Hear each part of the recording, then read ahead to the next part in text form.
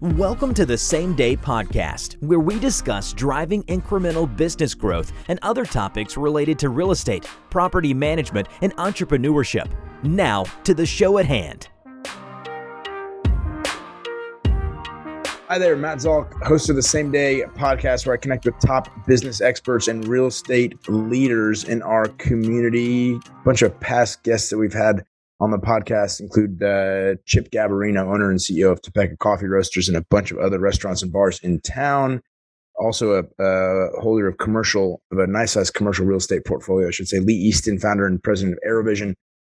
Mike Bosch with Atento Capital has introduced me to a ton of other people that are movers and shakers in the community. All those are great podcasts to listen to if you want to reach back into the archive and dig them back up. Today's episode is brought to you by Keyrenter Property Management. At Keyrenter Property Management, we're a full-service property management company helping our clients buy, renovate, and operate real estate assets. We help our clients build wealth while taking the headache out of the actual ownership of the assets. So we do it all for them. Listen, Kurt, you know, because we manage a bunch of your properties, there is a huge process. It's from leasing, from making a unit ready, renovating it potentially, and we're going to talk today about BRRRR strategies, to leasing it and managing it, collecting the rent, serving notices, making sure that everything's handled, and then doing it all over again. There's a ton of different steps. Each of those kind of steps individually has about 50 steps to them, right? I mean, think about leasing. You're going to do the actual make ready fine. Then you're going to take photos. You're going to put them on Zillow and every other website. You're going to, make sure that you've got a lockbox somewhere hung on the property. You're going to field calls and emails and text messages from hundreds of people that are reaching out. You're going to schedule those appointments for them to come. Half of them are not going to show up. You're going to walk a bunch of the units with people. Then you're going to, and on and on and on, right? And we go through the whole process of writing the lease up and everything else. It's a pain. So that's why it doesn't matter what rental you have, single family homes, condos, townhomes, apartments. We have the management solutions you need, and we can handle all of those annoying steps along the way, as we do for you, Kurt.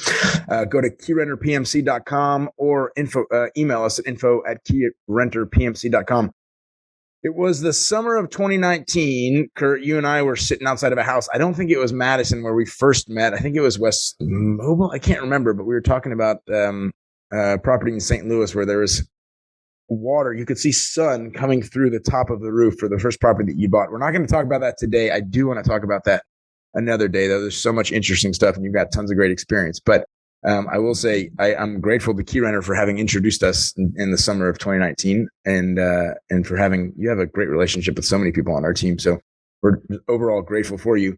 But let me introduce you. Kurt Volk is a husband, father of two, and has been in real estate investment since 2009. Currently has 19 doors in Tulsa, Oklahoma City, and St. Louis. How many doors, Kurt? How many doors are you in St. Louis? Just 5. Yeah, I got one multifamily. Family, yep. And I sold a single family that actually catapulted. We 1031 it, and so it's actually bought 3 new properties in Tulsa. So moving stuff out of my St. Louis portfolio and send it over to you at Keyrenters. I love it. Let's talk. So your big push, and this was, I mean, when you and I talked about this back in I guess on West Madison, and then again sometime later, your big push was the BRRRR strategy, which stands for buy, renovate, rent, refinance. Is that right? You got rehab in there too. So you said renovate. Okay. Yeah, buy, rehab. Yeah. Okay. Yeah. That's that, and then repeat is the final one. Repeat. Okay. So you basically recycle your cash. You're able to do a project, take out the vast majority of your cash, if not all of your cash, sometimes a little bit extra, and I want to hear about that. And then you're able to do the deal again. Tell us. I mean, that was your strategy. And when you and I met, you were doing a lot of the work yourself. I mean, you were in there doing a ton of the work, the flooring, the painting, and other stuff yourself. I don't know if you still are for some of your projects now. We haven't talked about that in a while, but tell me about some of the first projects that you did on that BRRRR strategy and how, like, very concretely, how people can do can execute a similar strategy. Yeah, absolutely. So the first one was the one you mentioned in St. Louis, but that had some extra components. And like we said before the show started, that could be a whole show in itself, that one project. So we'll talk about the one on Madison, the first one that you and I, we met on. It was a house. I'm going to try to recall some numbers here. I think I was able to acquire it for $95,000. So this is a 1,500 square foot house in Broken Arrow. It's a suburb of Tulsa. It's a good area, good school district. And it was a house that was rented in, and it was rented hard. I mean, it was, you walked in there, carpet everywhere with stains all over it, holes, and, you're not sure what's on the walls kind of a house. And we got in there. First of all, how did you acquire it for 95? Like, was it an MLS deal or you found it off market? Yeah, actually it was an MLS deal. Originally, I think it was listed for like 110, and Okay. we put an offer in for 105. And that's just the first step in negotiating these prices is just getting it under contract. I don't say that the price you get it under contract, it should rarely be the price you land the deal for, especially on these MLSs, and especially on a BRRRR type property like this, because there's stuff wrong with it, right? So Right. there's stuff that's wrong that you're going to see. You're going to walk through it, you're going to see, okay, there's new carpet here, this kitchen needs to be updated, whatever. But then there's stuff that the inspectors are going to find that you're not going to see, or at least if you're new to the business, you're not going to see right away. In this case, the big thing on this one was there was termite damage. So like the siding on the front of the house was pretty destroyed. At first, it just looked like moisture damage and that type of stuff. But we found out it was termite damage. So during the inspection phase, the termite inspector actually saw a live termite. My structural guy, he said, okay, these walls here, there's something going on. You're going to need to show these things up. So basically, we'd be tearing the drywall off and looking at what you got. So from that point, we dig deeper into it. We got up in the attic. We saw that the top plates of the framing were still in good shape. So that's really important. When you have these walls, you want to make sure the top and bottom plates of the carpentry work is okay. Studs can be replaced relatively easily. So once we saw that the top was okay, it was a little bit of a gamble, but we were hoping the bottom was going to be in good shape as well. So we came back and said, man, there's termite damage. There's extensive termite damage, and usually most people, probably some of your listeners, are saying termite damage, I'm out. I'm not messing with this. Yeah. So we came back to them and we said, hey, we can do it for 92, and eventually we landed on 95, that's where we started. And so. But at that point, really, I mean, with the termite damage, though, I mean, the whole thing there is that the risk is not quantifiable at that point, is the truth, right? I mean, so some people just go, look, termites, I'm out. But some people go, like burn damage, you might not be able to see everything up front. So are you willing to take that risk or not willing to take that risk? The upside of taking that risk is that there's generally more reward if you're right, but you can be burnt, so to speak, right, by not seeing everything. In your case, I mean, you were hoping that the bottom sill plates were in good shape. The tops you identified as having been in good shape. But I mean, the risk is that you pull open some of the walls and you see that there's more extensive damage, which costs you more time, more labor, more materials to make it right. But if you're right, and if you have a couple of key data points and you end up being right in your assessment that it's not as bad as maybe it could have been, or it's not as bad as some other investor or some other retail buyer might think it is to fix, then you come out ahead because you've just purchased a $110,000 property for $95,000. Is that right, generally? So, yeah, absolutely. So another thing you do is kind of hedge your bet a little bit. So we had a general contractor come in and give us a bid. So we said, okay, from here to here is where the structural engineer is saying we need to replace these walls. And so without opening up, predict the worst case scenario and give me a bid for what that's cost. So that bid came in like at $8,000 or $9,000. And we took that to the seller and we said, okay, this is what they're saying it's going to take the cost. This is worst case scenario. So worst case scenario, we're right back where we started. We just added into our budget. Best case scenario is we get in there and it's not nearly as bad as we thought. And luckily for me, it wasn't as bad. It ended up costing a little under $1,000 in material to fix this. So all of a sudden, you net $9,000 there. So, right. So that was the big thing is forgetting it at 95 was, finding the termite damage. And probably, I know this house was under contract before I even came along, and they probably found the same thing, and those people bolted, and so Well, what's weird though in that case is that the realtor, the listing agent, should have actually said to you, "Hey, we have the inspection. There are termites in the house. You should be aware of that." I mean, don't they have to theoretically disclose new information as it comes available to them? Yeah, theoretically. So I don't know. I don't know that that's why the last deal fell apart. That's my assumption. Right. But what I would say is never trust someone else's inspection. So we were gonna get an inspection regardless. And so if that realtor was kind of playing dirty, that's their thing. But I'm going to do my due diligence, and I'm going to figure out as much as I can before I get in the project. And like I said, I'm going to try to hedge all my bets, and make sure that we're not going to get burned on this. Maybe it doesn't become a home run, but maybe it's a single. So those are 2019 numbers. I mean, it's hard to get deals for that price right now. We're sitting in the middle of 2022. Interest rates have just come up, by 75 basis points, and it looks like they're going to come up more as the Federal Reserve looks to stem inflation and try to get ahead of that. They're behind it for a long time, so try to get ahead of it. Question is, can we still do this going forward in the future? But so you did it for 95. You start putting the renovation together. Tell us what happens now. So you spend $1,000 instead of $9 on the termite remediation situation. What happens then with the renovation, and how do you keep it from escalating out of control, and how do you ensure that once you're in it for everything you're going to be in it for, you're able to maximize the appraised value and pull out the cash? Yeah, absolutely. So that was the big one, was the structural repairs. Get some new siding up, and then it's like, okay, let's fix up the bathrooms, let's fix up the kitchen. That's more for the appraisal. So we're trying to maximize the appraisal. We get all this, we get all the work done, and speak a little bit on the BRRRR strategy and how it works. And so if you remember, I bought it 95 cash, and I put about 20 into it. So I'm in at 115. The appraisal comes back just under 150. So I'm in at 115, and the appraisal's at 150. So that's $35,000 instant equity in the deal.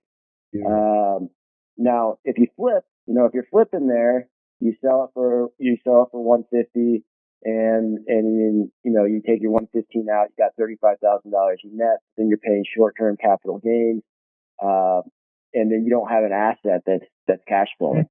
But using the BRRRR strategy, you essentially are going to do the same thing. You're going to take $150,000, and depending on if you're going to do conventional or business financing, you could take anywhere from 75 to 85% out. So in this case, 85% of 150, because quick math would be, let's say, it's like 130 basically. Yeah, 130. So I was able to take 130 out of it. I got 115 in it.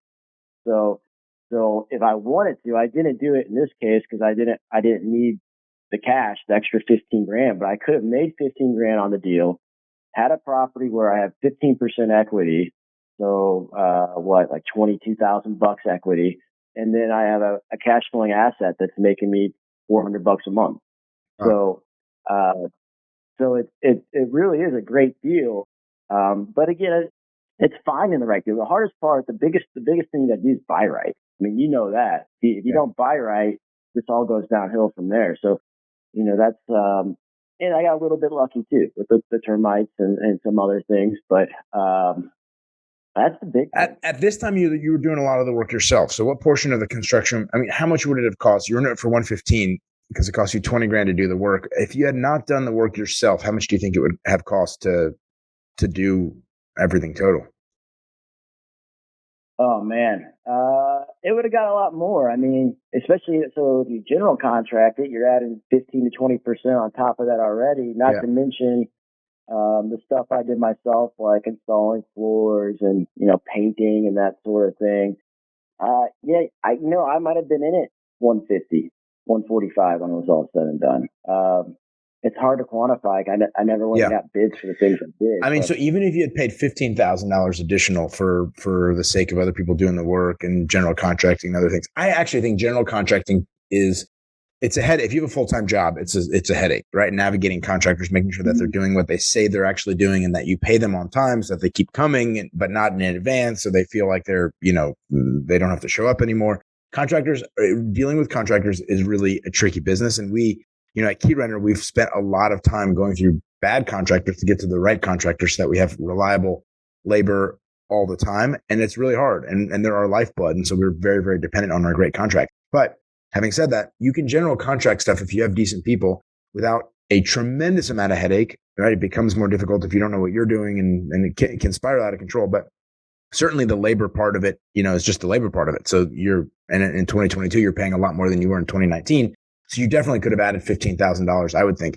But the point that I'm trying to make is you could have been in it for 130 and you would have broken even or netted, positive. You wouldn't have taken any money out of the deal, but your 85% loan to value would have still placed you in a position where you could have been out of pocket basically nothing. Now, if you had gone to 150, obviously you're out of pocket about $20,000, and we have to control for that sort of thing and make sure that you're buying the right deal so that that's not the case. But you could still theoretically be out of pocket nothing. Your BRRRR would have worked because even though you added labor on top of it and somebody else put in the flooring, you still we're in it for 130 in this example that I'm hypothetical that I'm talking about. You appraised for 150, you got the 127 and a half back or whatever, 130 back. And you're basically in it for no cash. You take all the cash you put into it and you put it into your next deal. Yeah. Well, let's say you're in it 145 and you put 15 grand of your own money in the deal, but you have a $150,000 house. How many people do you know that can get a house for 10% down, and right. Cash flowing? So that's the beauty to doing the BRRRR and obviously doing the work yourself. You can't get yourself, I've been blessed where I haven't got myself upside down on anything, but you gotta be careful. You gotta make a budget. You gotta stick to it. And sometimes you'll have tough decisions. I mean, it sucks when you have to forego a bathroom remodel, which is really going to up the appraisal because you have to take care of some structural issue, but you might have to face those decisions one day to stick within your budget. And so, I personally don't swing a hammer. I don't do it very often. And when I get in front of my maintenance guys and I do try to swing a hammer, they all laugh at me. So I avoid doing it in front of them. We should get together sometime and we should swing some hammers. I would love to see this. The demo side's pretty easy. I can get a crowbar. I can engage a crowbar and a sledgehammer. Okay. But when it comes to putting stuff back together, it becomes more difficult. And I do, I do little projects around the house, but nothing more extensive than that. But, the point is, I've always engaged general contractors. A bunch of the guys that we work with, and they're fantastic. Absolutely. But I've gone over budget. I've gone, beyond where I thought I would. And the truth is, the result is that you're in it for a little more cash than you wanted. So I've actually never done a BRRRR where I take it back. I've probably done one or two. I've probably done this, 25 times, but I've probably done one or two or three where I've actually been able to pull cash out, or I could have if I wanted to pull cash out, where my appraisal was so high that 85% or 90% of my appraised value was enough that it was far in excess of the actual total cost of the project. But for the most part, I've found that, prices escalate. Stuff at Home Depot is unreliable. When you're looking at prices and you're budgeting, it's unreliable. And the price of OSB or decking went from $12 to $85 down to $60 down to, back to $50 and is back, has settled around 65 or something. I don't know where it is today. So all these prices are so in flux all the time that it's really hard to nail down a budget, but you have to do your best. And then, if you're in it for a couple of $1,000s, again, to your point, who can be in a house for 10% of the equity of the asset value? It's really hard. So, if you can do it, even if you're not in it for $0 out of pocket, if you're in it for 5 or 10,000, you're still in a much better position than, a lot of other investors and a great position for yourself, probably. Well, and that's the beauty to buying and holding real estate is it's forgiving. So if you were flipping that project and you go 10,000 over budget, you just wasted a bunch of time and you really didn't make any money. But if you go $10,000 over and you're buying and holding, it just, maybe your ROI is 2 years further out, but right. But you're still making a return. And if you're buying and holding for long term, you're just going to be fine. 10 years down the road, you're going to look back on it and say, okay, that kind of sucked, but I learned a lot from it. And I still have this asset that's making me money and, getting me closer to retirement. Yeah. The first house that we ever bought in Boulder, Colorado, I bought for $465 because I paid $30,000 for some solar panels that mattered not to me, but the owner wouldn't do it with any other without selling the solar panels. And then like 6 months later, the back of the house fell off, and we had to spend $80,000 renovating 2 bedrooms and a bathroom, which was terrible, that my sister general contracted, and it was just a total pain. But in hindsight, it's like the house is probably worth, I don't know, $850,000 now. So we bought that in 2014 or 2015. Like, who cares, right? Cash flows, it's like it cash flows really well. It was painful at the time, and I thought I'd never come back from it. But in hindsight, I mean, real estate is forgiving, as you say.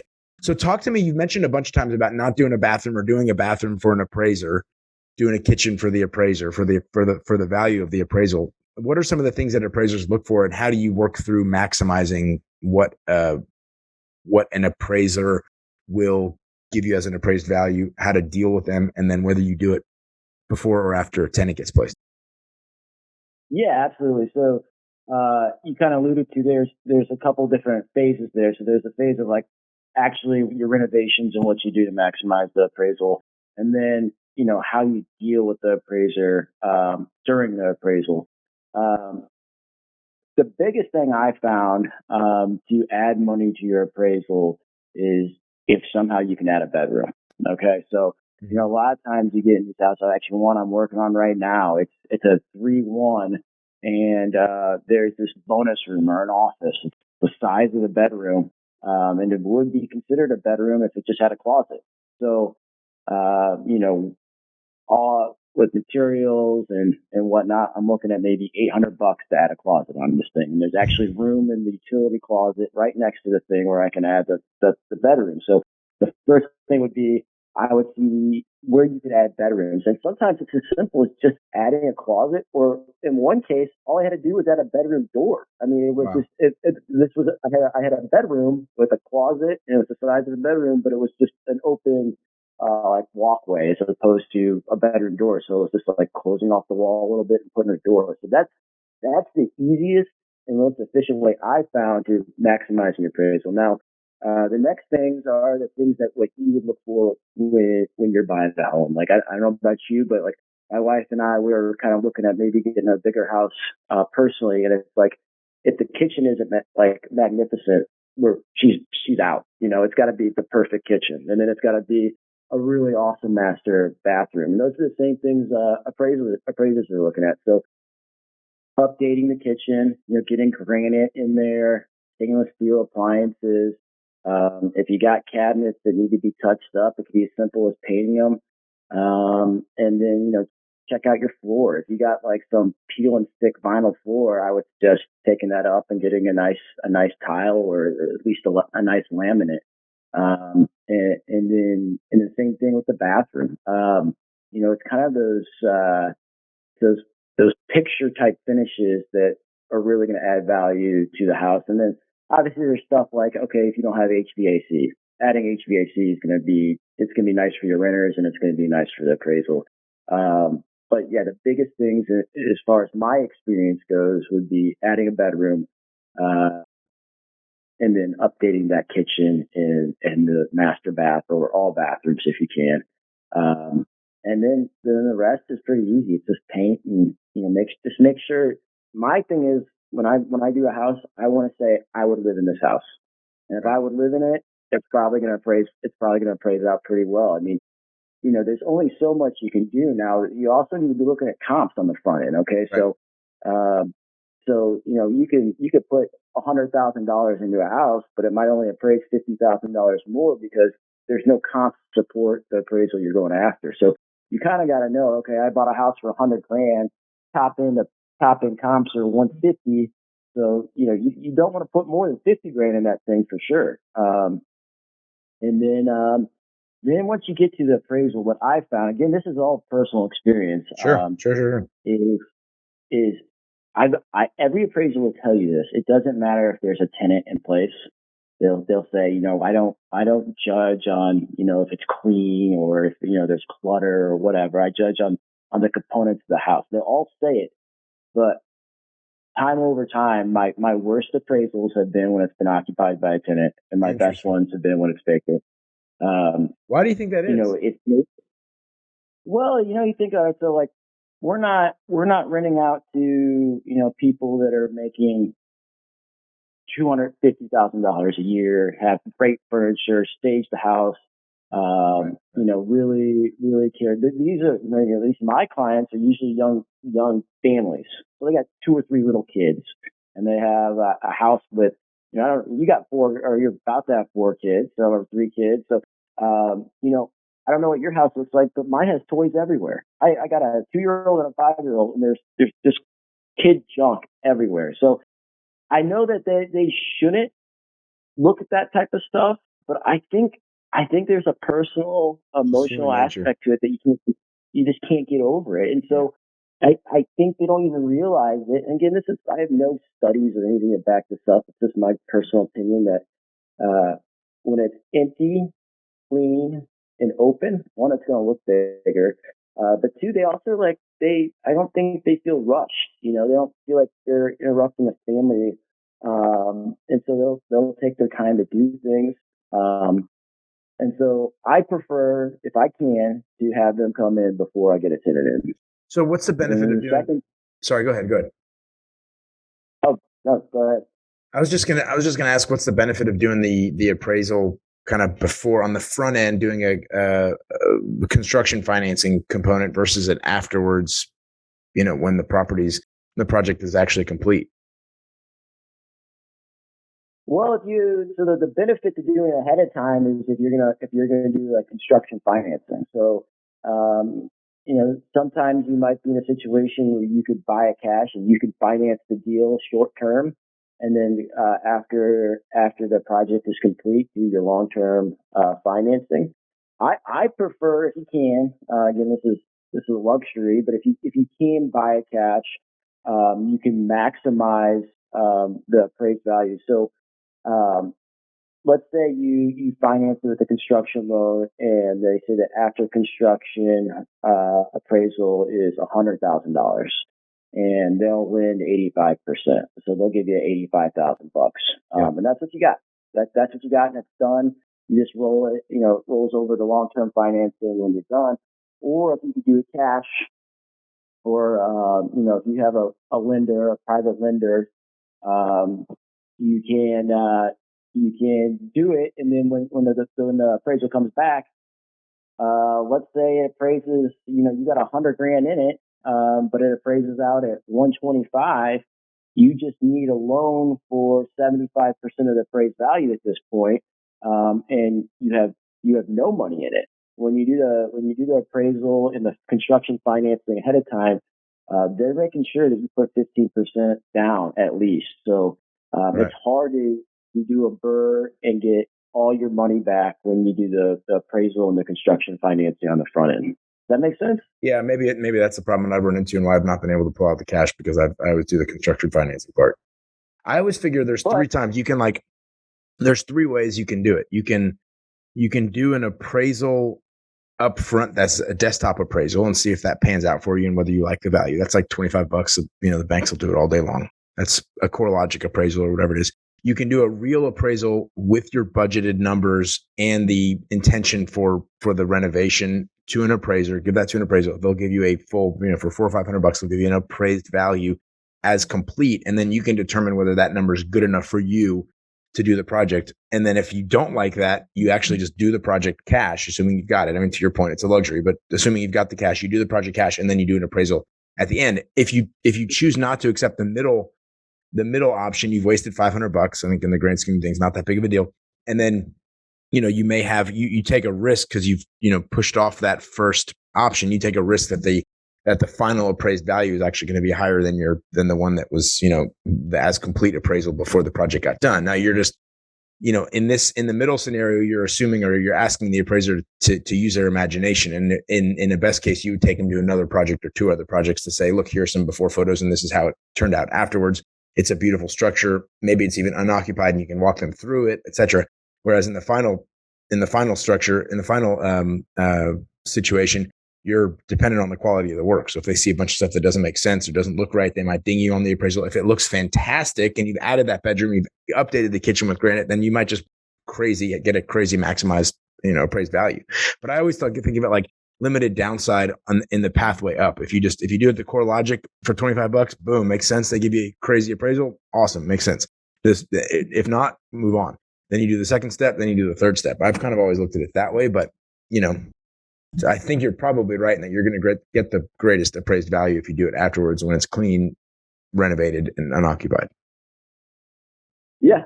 Yeah. And to your point, if you do the construction financing and you got 15% tied up in it in your appraisal, let's say you do the work and then you do another appraisal 3 years down the road. Sure. Let's say now you have $100,000 equity in it. Okay, it might cost you $3,000 or $4,000 in closing costs to get that equity out, but that's an option. So, totally. I think both are good strategies, and then it doesn't hurt to have more of your money tied up in a project if you can afford it. Then that's just going to lower your payments. You're going to, and your payments are going to pay more principal and less interest. So there's always two sides of the coin, right? Yeah. So tell me a little bit about you took this project in St. Louis, sold out, and exchanged it into properties in Tulsa. How does when do you want to do an exchange? How does it work? How do you, what are all the steps? Let's talk to our uninitiated investors about the 1031 exchange, cash or tax deferred. Yeah. So 1031 exchanges are awesome. So your biggest expense just in life general is taxes, right? So any way you can legally avoid paying taxes, it's going to help you scale faster. So the deal was this first house in St. Louis. This is like 9 years down the road. I have about 120 in equity in this thing, right? So it sells and does pretty well.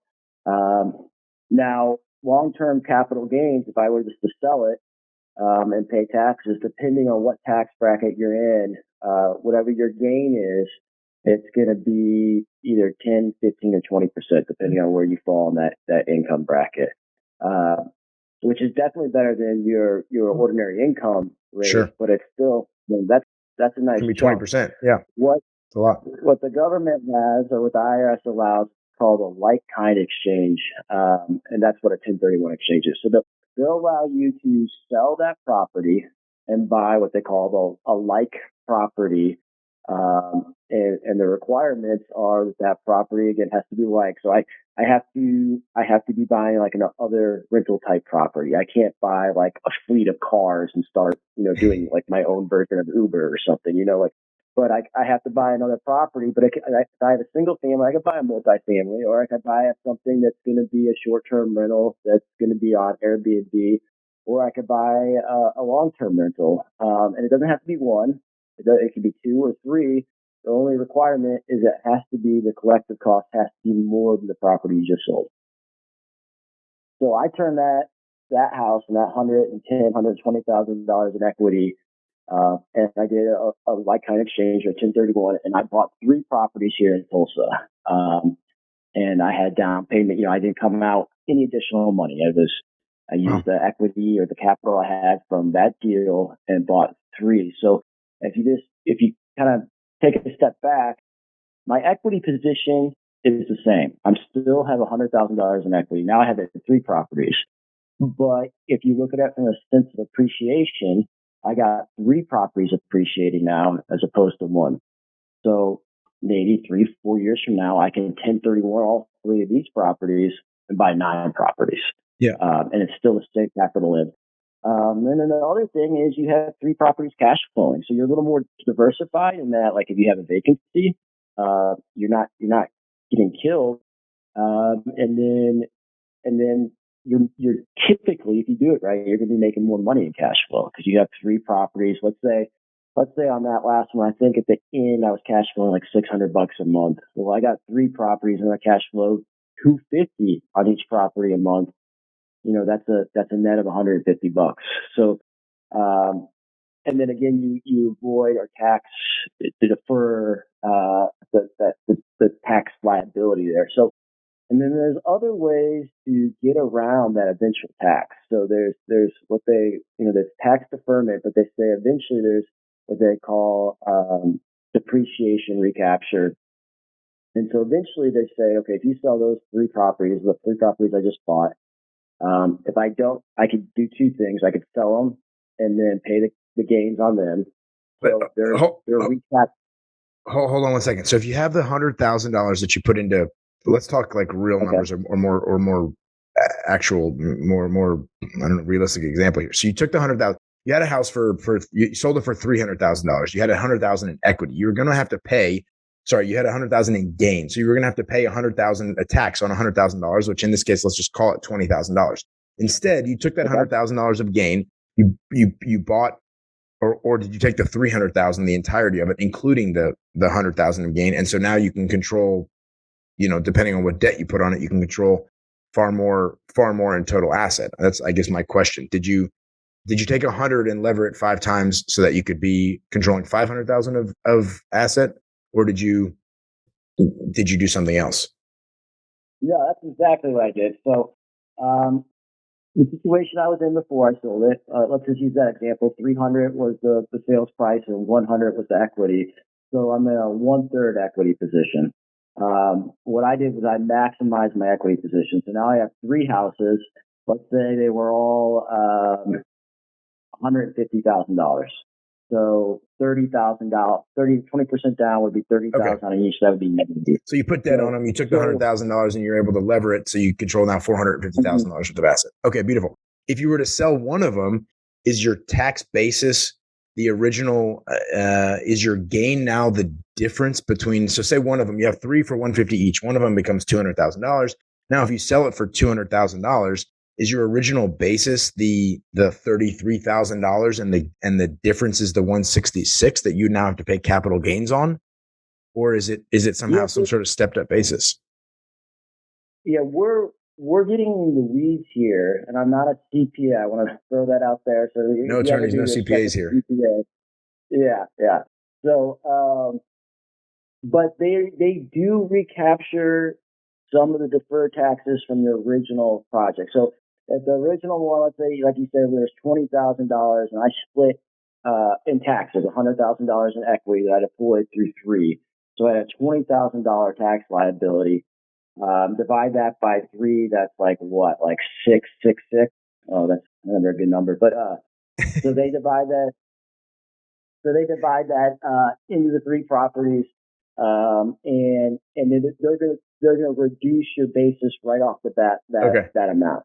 Okay. So and when they reduce your base, like look at it this way: the lower your basis is, the more your tax is going to be, right? Right. Because it's basically whatever you sell the property for minus your basis.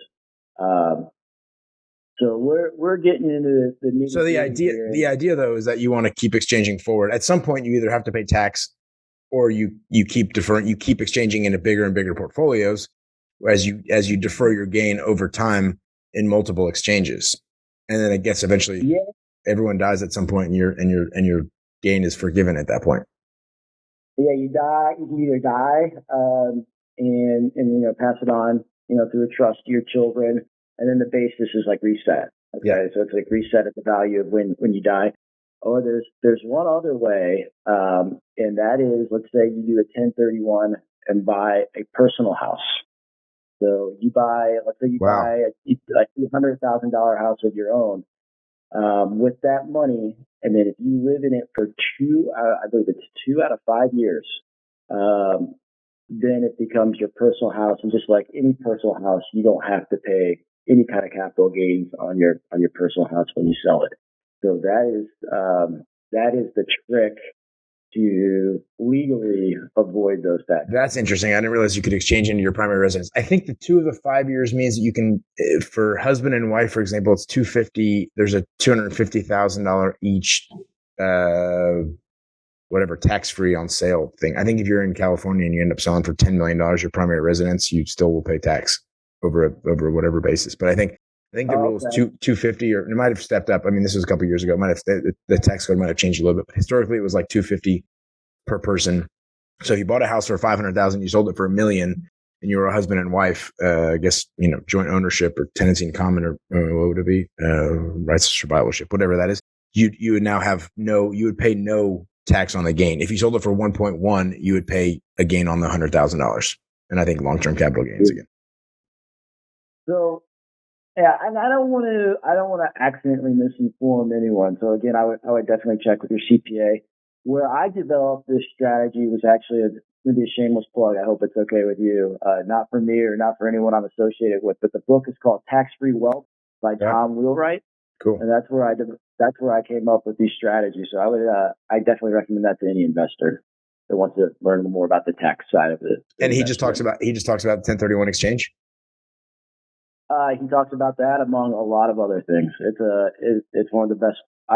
It's a book about taxes, and I've read it 4 or 5 times. So it's a very good book. To your point earlier about you can sell the property, make $35,000, then you pay short-term capital gains on it, or holding it long-term. And there's so many tax benefits of owning real estate. There's depreciation, there's interest expense, it's not coincidental that so many people in America are wealthy, because of real estate ownership. A huge portion of that is the legal avoidance of tax payment, right?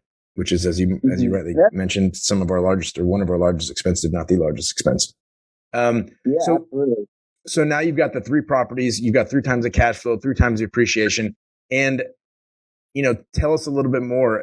Is your intention to keep doing this over time, or are you going to move out more properties from? Are you going to keep doing this, whether from St. Louis to Tulsa or Oklahoma City, or vice versa? I mean, not necessary to talk about that, but you kind of everything situation by situation, right? So last year when I sold this property, we were towards the peak of this business cycle, right? So I'm not an economist. I'm not going to say with absolute certainty, but it looks like things are starting to trend down this business cycle. Interest rates are going up, inflation's up. It looks like, the Fed almost wants to push us into a recession to avoid inflation. So we were kind of at the peak. So it's kind of knowing where you are in the business cycle, right? So you don't want to, if I'm right, and things bottom out, in the next 6 to 18 months, when they finally do bottom out, you don't want to be doing it then, right? Because you're going to get less money back. You might have a better opportunity to buy property. So I guess, that's one way of looking at it. But in this case, in another property on 1031 right now, it's like I wanted to wait till we were towards the top of the business cycle to maximize the return, and then 1031 into houses I want to hold long term. So what I would recommend is if when you get to these points, these inflection points, or you think they're coming or right around the corner, evaluate your portfolio and say, okay, what properties do I want long term, and what properties do I want to unload? I don't want to keep for the next 5 years. And the ones you don't want to keep, unload them, get yourself some cash, and then wait for it to bottom out, or buy a property that you want. So my thing is, I like doing these BRRRR properties. These BRRRR properties are typically like B- to C- neighborhoods. When I 1031 them, I want to 1031 them into B+, A- neighborhoods with good school districts, relatively newer houses. That's the strategy I want to adopt, where I'm getting tenants that are young families that care about the school districts, care about their house, care about, the way they live, and they're going to treat the house well. And those are your long-term clients, and you minimize turnover and whatnot. So, yeah, I love it. I'd love to have you back on the show. We want to talk about so many other things. You've got a breadth of experience, I should say, not a breadth of experience, and so many different things that are worth talking about. But I'm happy to have touched a little bit on 1031 exchange and a little bit on BRRRR today. Tell me, just switching topics for a second, what are you reading? What are you ingesting media wise that you think is valuable for some of our listeners, whether podcasts, books, Audible, audio books, etc.? So one audiobook I just finished, and it's really appropriate for the times and some of the things I was talking about, the business cycle and knowing where you are in the business cycle. It's by Jay Scott, who you might know him from Bigger Pockets. He has a book. I'm going to mess up the title probably, but it's essentially how to basically profit at any side. Recession-proof your portfolio and profit at any point in the cycle, or something of those terms. That was a great book. I've listened to that 1.5 times. I'm actually listening to it again, just because it's so relevant. As far as podcasts, in addition to this podcast, I listen to the Rich Dad Radio podcast. Cool. Every now and then they have good information. There's a podcast by Marco Santarelli called Passive Real Estate Podcast. Books. The next book I'm going to read, I mentioned Tom Wheelwright. Tax-Free Wealth, a book that just came out literally yesterday on Audible. It's 7 investments government will pay you to invest in. So Love it's that. by the same guy, same CPA. So I geek out on this stuff all the time. So I think that's important for anyone in this industry, is that you just don't want to take one strategy or one thing you learn and then run with it and never improve yourself. I mean, things are changing, so you need to adapt as well. Right. We've got here Tom Wheelwright's The Win-Win Wealth Strategy, 7 investments the government will pay you to make. I love it. I'm going to check that one out for sure. Anything else you think worth sharing? Any other little tidbits or nuggets of knowledge before you tell us how we can get in touch with you if anybody wants to learn more about what you're doing or why you're doing it, and maybe dig a little bit deeper? Man, I can go on for hours, so we'll keep it there. But yeah, I really appreciate you having me on the show, Matt. I know it's going to be a huge success, like everything you touch, and I'm really excited to see how this thing takes off. Thank you. Kurt Volk on the show today, owner of 19 properties, some of them here in Tulsa and Oklahoma City with Keyrenter. Really appreciate you being on. Take care. We're going to have you on to talk about a bunch of other stuff at some point in the next couple of weeks. Thanks, Kurt. Appreciate you. Great. Take care. Thanks for listening to the Same Day Podcast. Tune in to a new show each week and be sure to subscribe to get future episodes.